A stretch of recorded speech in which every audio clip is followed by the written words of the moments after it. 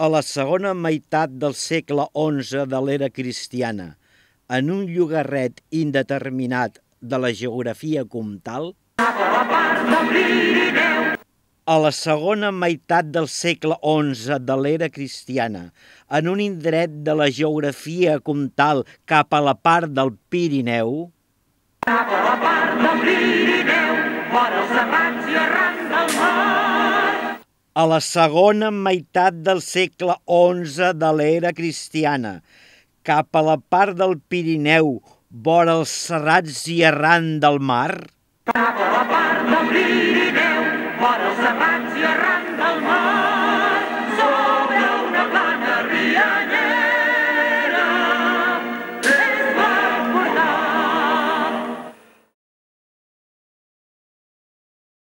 A la segona meitat del segle XI de l'era cristiana, cap a la part del Pirineu, allà on la serralada suavitza les seves altives formes per poder acostar-se al mar i maridar-s'hi, tot formant la plana de l'Empordà, es reuniren el comte de Barcelona, Ramon Berenguer I, anomenat el Vell, amb el comte de Tolosa, per a concertar el matrimoni del Modis, filla de la comtessa Almodis, amistançada i després esposa del comte barceloní, amb Pere de Substancion, comte de Megalona. En aquesta trobada, ambdós sobirans establiren la dot del Modis el dia en què s'havien de celebrar les esponsalies i altres qüestions relacionades amb aquest afer. El comte Ramon Berenguer informà al de Tolosa que en el plaç de 3 dies la comtessa Almodis viatjaria amb la seva filla cap a Tolosa per a presentar-la al seu promès i començar els preparatius de l'enllaç. Així mateix, el comte barceloní s'excusà d'assistir a la cerimònia perquè, donada la delicada situació del moment, no es podia permetre d'allunyar-se i deixar abandonat massa dies el comtat.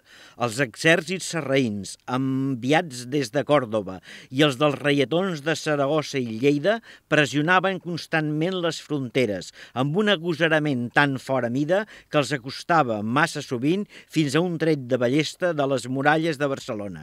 Tan bon punt ambdós comtes es posaren d'acord i enllestiren tots els detalls dels assumptes que havien vingut a tractar, es despediren amb grans mostres d'afecte, desitjant-se prosperitat i tota mena de bons auguris.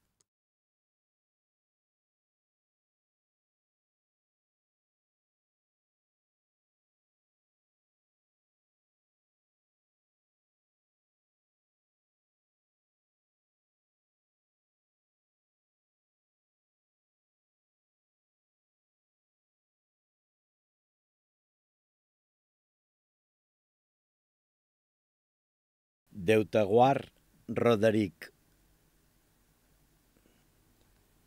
Monsenyor, què ens diuen les estrelles?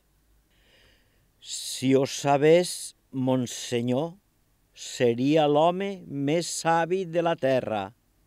Doncs no les miris massa, perquè si et converteixes en l'home més savi de la terra, també et convertiràs en l'home més poderós. Amb tots els meus respectes, Monsenyor, n'esteu segur que la saviesa dona poder? M'estàs dient ruc, Roderic?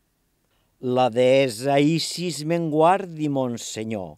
Jo només volia dir que he vist molts savis cremant a la foguera. Vivim temps difícils, amic. És que n'hi ha de fàcils, Monsenyor. No sé, Roderic, no sé. Monsenyor, molt em temo que no heu pujat 89 graons per venir a veure com tafanejo el firmament. Alguna cosa us angunieja, i si humilment us puc ajudar, no dubteu a confiar-me els vostres neguits. Mag? Fatiller? Nigromant? Astròleg? Com t'he de classificar, Roderic? Res d'això no sóc, però de tots en tinc una mica.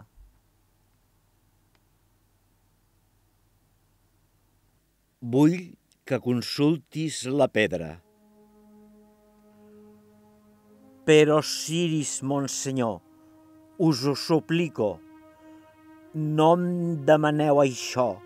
Soc molt vell i mirar la pedra em debilita d'allò més.